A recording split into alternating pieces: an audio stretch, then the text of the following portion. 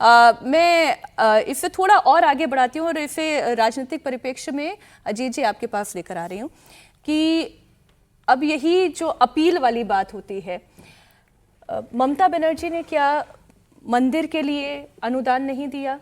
क्या उन्होंने काली मंदिर बनवाने की बात नहीं की? क्या दुर्गा आंगनबाड़ी की बात नहीं हुई? या उत्तर प्रदेश में अखिलेश यादव आज केदारनाथ को समर्पित केदारेश्वर महादेव के मंदिर का निर्माण नहीं करा रहे मंगलवार को? लेकिन अगर वो कहते हैं सब सुख लहे तुम्हारी सरना, तुम रक्षा काहू को डरना, तो वो राजनीतिक अंदाज में ले ली जाती है। तो अखिलेश यादव मंदिर का निर्माण करें, ममता बनर्जी मंदिर के लिए अनुदान राशि दें, वो अपील नहीं करती जनता को, मोदी जी अपील कर जाते हैं। ठीक बात है। ये तो अभी इसका जवाब काफी विस्तार से दिया ओम जी ने। राहुल गांधी के संदर्भ में जो जवाब दिया वही उन सब के भी संदर्भ में लागू होगा कि आप में एक निरंतरता नहीं है। आप जिस आइडिया की पॉलिटिक्स करते हैं उस आइडिया में ये फिट नहीं होता है।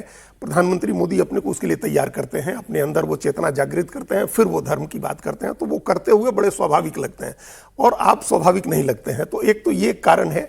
अभी जो जितनी बातें हुई, दो तीन जैसे एक फैक्ट उसमें जोड़ दें कि 50 लाख जमा हुए और उस 25 लाख रुपए में मंदिर उस समय निर्माण हुआ था। 24,95,000 रुपए उस समय खर्च हुए थे, जो वो ढांचा खड़ा हुआ। उसके बाद तो विस्तार का कार्यक्रम लगातार चलता रहा और चंदा भी उसमें जाता रहा।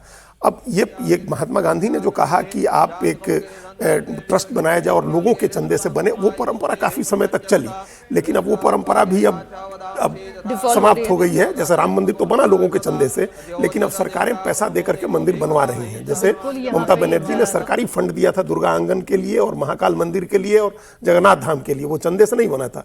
और बिहार में माता जानकी का जो मंदिर सीतामढ़ी पुनौरा धाम में बनना है, उसके लिए 1,000 करोड़ रुपए बिहार सरकार ने कैबिनेट से अप्रूव करके दिया है। तो अब ये सरकारी खर्चे से अब वो एक परंपरा वहां तक आ गई है।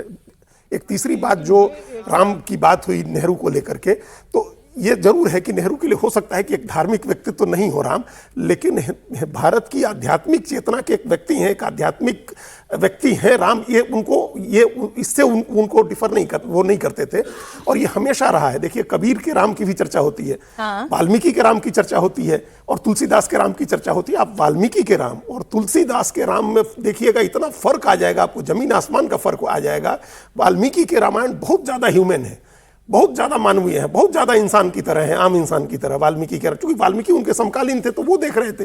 और जब तुलसी ने रामचरितमानस लिखना शुरू किया तो उन्होंने एक शिखर पुरुष की तरह स्थापित करके एक धार्मिक घट में बसने वाले राम बना दिया, एक ईश्वर मान करके फिर उनका चरित्र चित्रण किया उन्होंने। और उसके बाद 300 तरह की रामायण है। अभी आप कम्बन की रामायण देखिए, आप कृतिवास का बांग्ला रामायण पढ़िए और देखिए राम कैसे मानवीय है, किस तरह से वहां वो देवी की आराधना कर रहे हैं, जिस पर जिसमें सूर्यकांत त्रिपाठी निराला ने राम की शक्ति पूजा करती कविता लिखी। और क्या अद्भुत कविता है वो, पढ़ते हुए अभी हम जिक्र करके हमारे रोंगटे खड़े हो रहे हैं जब आप उस पर पढ़ते हैं। है अमानी साहु गलता गगन घन अंधकार, आखिर समय तक जब आप उस कविता को देखिए और राम को विजय हो, इसकी ये कविता है उसकी। तो एक मानवीय इंसान है राम, कंबन की रामायण में भी, कीर्तिवास के रामायण में भी, वाल्मीकि के रामायण में भी। तो इस देश में यही तो कालजयी होना क्या होता है, हमेशा रहना क्या होता है, सनातन रहना क्या होता है। जब आप रूढ़ कर दीजिएगा किसी एक चीज में, फिर वो कभी कालजयी नहीं हो सकता है। उसमें एक लचीलापन हो, उसमें एक रेजिलियंस हो, उसके अलग अलग रूप हो और हर रूप को स्वीकार करने की आपको सुविधा हो। ये इस देश की शक्ति है। ये मैं आपकी हर बात से सहमत होते हुए मैं फिर आपसे प्रश्न दोहरा रही हूं कि आज उत्तर प्रदेश में 27 के चुनाव में जब हम पश्चिम बंगाल के नतीजों को, असम के नतीजों को, पुडुचेरी के नतीजों को, या जो बिहार में हुआ, या जो महाराष्ट्र में हुआ, मध्य प्रदेश छत्तीसगढ़ में हुआ, पूरब से लेकर जब हम इसे लेकर आते हैं उत्तर प्रदेश तक, क्या अखिलेश यादव के लिए बड़ी चुनौती नहीं है? कैसे उनका वो पीडीए वाला फॉर्मूला है वो कैसे काम करेगा? क्योंकि सब नैरेटिव की ही लड़ाई है। बिल्कुल। तो हम लोग अगर अब विशुद्ध राजनीतिक मामले पर आइए तो वो मामला हम लोग छोड़ दे जो आध्यात्मिक धार्मिक है, जो नेहरू के राम थे। हो सकता वो भी कुंभ में स्नान करने जाते थे, जनेऊ पहन के स्नान करते हुए उनकी तस्वीरें हैं और उन्होंने कहा कि उनकी अस्थियां गंगा में प्रवाहित की जाए। तो जो सांस्कृतिक रूप से वो देखते थे, अब उसको छोड़िए, आध्यात्मिक सांस्कृतिक बात नहीं, विशुद्ध राजनीति की अगर बात करेंगे तो ये सबसे बड़ा खतरा तमाम जो अभी आज की तारीख में भाजपा विरोधी पार्टियां हैं जो राजनीति करती हैं, उन सब के लिए एक बड़ी चुनौती है। और उस चुनौती से पार पाने के लिए ही उन लोगों ने जो पैन हिंदू जो कोलिशन है बीजेपी का, उस पैन हिंदू कोलिशन को ब्रेक करने के लिए ही कहीं आप पीडीए ले आते हैं, कहीं एमओआई ले आते हैं, कहीं कुछ और ले आते हैं। उसका मकसद सिर्फ ये है कि जो व्यापक हिंदू एकता भारतीय जनता पार्टी ने बनाने की कोशिश की है उसको आप जाति के आधार पर तोड़ सकें। जो पहले था, पहले जाति के आधार पर हिंदू विभाजित होता था और एक मुसलमान एकजुट होकर के वोट देता था, तो ये एक फॉर्मूला बन गया था कि मुस्लिम का वोट हमको 15%, कहीं 25%, कहीं 30% एक मुश्त मिलेगा, हिंदू बटेगा, उसका कुछ हिस्सा हमको मिल जाएगा तो हम चुनाव जीत जाएंगे। तो हिंदू न बटे, इसका तमाम प्रयास प्रधानमंत्री नरेंद्र मोदी ये सब करते हैं। ये धर्म का आचरण कर रहे हैं, लेकिन इसकी जो अंतरधारा है ये है कि उसका राजनीतिक लाभ उनको मिलता है कि व्यापक रूप से हिंदू समाज एकजुट हो रहा है।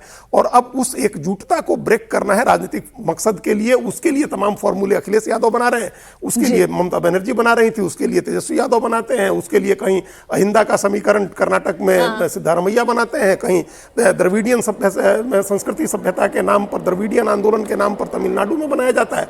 तो ये सब कुछ उस एकता को, उस जो व्यापक हिंदू एकता है उसको तोड़ के विशुद्ध राजनीतिक बात कर रहे हैं हम। हिंदू आध्यात्मिक धार्मिक स्तर पर कभी विभाजन नहीं हो सकता है। आप कितना भी, जो यादव जिसको हम लोग मानते हैं कि बिहार में लालू यादव को छोड़ के किसी और को वोट नहीं देगा, उत्तर प्रदेश में सपा को छोड़ के किसी और को वोट नहीं देगा, वो सबसे ज्यादा धार्मिक होता है। वो मंदिरों में जाता है, वो गोपालक होता है, गाय की पूजा करता है, व्यापक रूप से शाकाहारी होता है, वो हिंदू धर्म की उन तमाम परंपराओं को मानता है जो जिसको मानने की बात कही जाती है, वैष्णव उसके में कहा जाता है। लेकिन वो वोट के समय वो आरजेडी हो जाएगा या सपा हो जाएगा। तो सामाजिक स्तर पर वो नहीं टूटेगा कभी भी। राजनीतिक स्तर पर उसको अगर तोड़ सकते हैं तो वो तोड़ने की कोशिश होगी, वो कोशिश चल रही है चारों तरफ।